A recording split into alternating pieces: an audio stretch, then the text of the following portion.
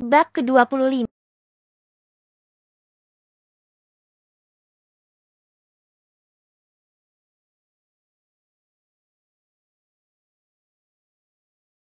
Umum saja tentang Azizah Az-Zahra. Kenapa? Bukannya dia sudah menikah? Terus, kenapa tidak ada data siapa suaminya? Cecil mengetuk-ngetuk pipinya sendiri. Apa dia nikah siri? Yah! Gumamnya bertanya-tanya. Ah, pasti begitu. Gak mungkin kantor KUA meloloskan pernikahan anak SMA. Tapi... Cecil teringat dengan sosok pria yang bersama Zizi. Ia menghubungi temannya, Luna. Lan, foto Zizi dan om-om yang kamu tunjukkan ke aku dulu. Masih simpan? Enggak? Tulisnya pada pesan WhatsApp. Masih? Kenapa? Balas Luna. Tolong kirim ke aku sekarang. Cecil menunggu sebentar, lalu bunyi penanda pesan masuk terdengar. Lekas Cecil membuka dan mencermati foto itu. Ini, postur tubuhnya rasanya familiar. Kayak punya siapa ya? Cecil terus mengamati foto lelaki yang bersama Zizi. Lelaki yang memakai helm full face itu tampak memasangkan helm ke kepala Zizi. Siapa ya? Ingat-ingat lagi. Sialan. Gak ada yang terbuka sama sekali. Cecil jadi kesal.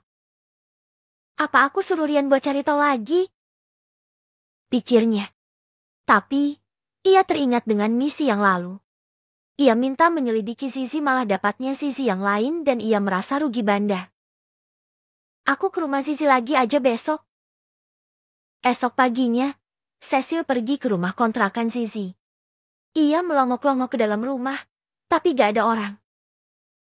Gak ada kendaraan atau apa. Lampu teras juga terlihat masih menyala. Apa mereka pergi? Cecil bergumam sambil turun dari teras. Gadis cantik itu keluar dari pagar setinggi dada di rumah Zizi. Lalu ia mencoba bertanya pada tetangga samping rumah. Ya, rumah Bu Rina yang baru keluar dari rumah. Permisi, Bu. Ada apa? Mbak, penghuni rumah ini kemana? Ya, Bu. Bu Rina tak langsung menjawab. Ia memperhatikan Cecil dulu dari atas ke bawah dengan penuh kecurigaan. Mbak ini siapa? Cecil jadi kesal, bertanya, malah balik ditanyain. Padahal tinggal jawab saja. Bu, saya ini nanya loh. Kok malah tanya balik sih? Gerutu Cecil dengan wajah masam. Wow alah, Mbak. Kamu ini bukan warga sini, kan? Lagi banyak orang mencurigakan akhir-akhir ini. Ditanyain siapa aja mbaknya nggak mau jawab. Ya kan ibu cuma tinggal jawab aja kemana yang punya rumah ini. Lah, mbaknya aja ditanya siapa malah ngalor ngidul. Padahal tinggal jawab aja namanya siapa. Omel Bu Rina tak kalah sengit. Cecil mencoba sabar. Melawan emak komplek dia pasti hanya akan bikin jeti sambal. Ya sudah, dia jawab aja lah. Saya Cecil, Bu. Teman sekolahnya Zizi. Oh, teman sekolahnya Zizi. Bilang dong dari tadi. Cecil masih masam saja. Zizinya di mana? Bu? Nggak tahu. Hiih. Cecil jadi geram dan meninggalkan Bu Rina dengan jengkel. Udah disabar-sabarin. Udah dijawabin apa maunya. Malah nggak tahu. Bikin jengkel aja si orang tua satu itu. Gerutunya masuk lagi halaman rumah kontrakan Zizi. Cecil sangat penasaran siapa lelaki yang bersama Zizi. Lelaki yang jadi om-om teman sekolahnya itu. Aku akan menunggu sampai sore. Kalau belum balik juga, oke? Aku pulang. Aku harus menangkap basah Zizi dan om itu. Cecil memutuskan dengan tekadnya. Kurasa Mas Erik juga nggak akan tahu. Asal tidak disebar ke seluruh sekolah. Lagian kami udah mau kelulusan. Jadi tidak masalah, kan? Cecil duduk diam di teras. Ia memikirkan beberapa hal. Mas Erik memang marah pas tahu aku memperingatkan Zizi. Tapi, gimana dia bisa tahu? Padahal dulu dia tak pernah sepeduli ini. Cecil tiba-tiba tercenung, seperti mendapat ilham saja. Lalu segera ia membuka gawainya, melihat lagi foto yang Luna kirim padanya. Ia perhatikan lagi foto si lelaki yang bersama Zizi. Posturnya kayak Mas Rick. Gumamnya. Ia terus memperhatikan foto itu. Cecil lalu membuka galeri di HP-nya. Ia cari-cari foto milik kakaknya Rick. Nggak mungkin. Ini nggak mungkin Mas Rick, kan? Tapi, kenapa struktur tubuhnya mirip banget sama Mas Rick? Kakinya, lengannya, ini terlalu mirip Mas Rick. Cecil terus memperhatikan lebih teliti. Menyamakan foto kakaknya dengan foto lelaki yang ada di dalam foto. Enggak mungkin. Enggak mungkin. Ini Mas Rick. Gimana mereka bisa kenal? Mas Rick aja kerja terus. Cecil terdiam lagi. Ia menyadari beberapa hal. Kakaknya itu sudah sangat jarang pulang. Hanya sekali saja saat mamanya memaksa kakaknya itu memilih calon. Aku akan tunggu sampai mereka pulang. Jika benar itu Mas Rick, Mama pasti jantungan. Lanjut aja, Mas. Apa? Kenapa? Siapa gadis di depan rumah itu? Rick? Itu teman sekolahnya Zizi. Kita balik ke rumah aja. Om Erik beralasan. Sedangkan Pak Agung yang duduk di jok samping hanya melirik saja. Setelah sampai di rumah, Om Erik membawa Zizi masuk ke kamar. Rick! Pintu kamar diketuk pelan. Om Erik keluar. Pak Agung ada tepat di depan pintu. Ikut Bapak sebentar. Bantu Bapak ambil jagung. Katanya. Iya, Pak. Om Erik mengangguk, mengikuti langkah Pak Agung yang berjalan keluar lewat pintu belakang. Om Erik yakin, Pak Agung pasti ingin menanyakan beberapa hal padanya. Karena itu, ia berjalan tanpa bertanya. Namun, sepanjang jalan, Pak Agung bahkan tak membuka percakapan sama sekali. Mereka terus berjalan sampai ke ladang. Rick? Iya, Pak. Sambil memetik jagung di ladang sore itu, Pak Agung menanyai Om Rick tentang wanita yang tadi terlihat duduk di teras kontrakannya. Yang tadi duduk di teras kontrakan kalian, adikmu bukan? Iya, Pak. Pak Agung menganggukkan kepalanya. Dari kemarin Bapak memang ingin menanyakan ini sama kamu. Apa keluargamu tahu kamu menikah dengan Zizi? Tanya Pak Agung sambil menaruh jagung ke dalam keranjang. Om Erik menghela napas dan memutuskan untuk jujur. Belum, Pak. Keluarga saya belum tahu tentang pernikahan saya dengan Zizi. Akunya jujur. Tetapi saya sudah mendaftarkan ke KUA dan sudah sah secara negara. Saya berjanji akan mempertemukan kedua keluarga setelah semuanya siap. Jawabnya dengan suara serius. Pak Agung memahami situasi itu. Mereka memang memiliki perbedaan strata sosial yang cukup besar. Bapak mengerti, Rick. Kami bukan siapa-siapa dan tak memiliki apa-apa. Kamu pasti sudah membuat pertimbangan masalah ini. Katanya. Tapi yang terpenting buat Bapak, jangan pernah menyakiti Zizi. Tegas Pak Agung sambil menatap mata Om Erik. Om Erik mengangguk yakin. Saya pastikan, Pak, tidak ada yang bisa menyakiti Zizi, bahkan saya sendiri. Pak Agung tersenyum melihat mata Om Erik yang yakin dan tegas. Ia bisa melihat kesungguhan di mata menantunya itu. Padahal sebenarnya, dia juga takut Om Erik tak bisa membahagiakan Zizi. Mengingat bagaimana keduanya menikah dengan terpaksa dan dadakan. Ayo pulang, jagung udah banyak. Udah mau maghrib juga. Om Erik mengangguk. Ia memanggil keranjang jagung dan membawanya. Tanah sempat menempel di sudut-sudut kaki keranjang itu berpindah ke baju Om Erik tanpa ia sadari. Sesampainya di rumah, suasana malah ribut. Bulik Muna datang bersama anaknya, Vika, dengan sikap arogan. Mana suami Zizi? Aku ingin melihat orang yang katanya suami itu. Katanya dengan nada merendahkan.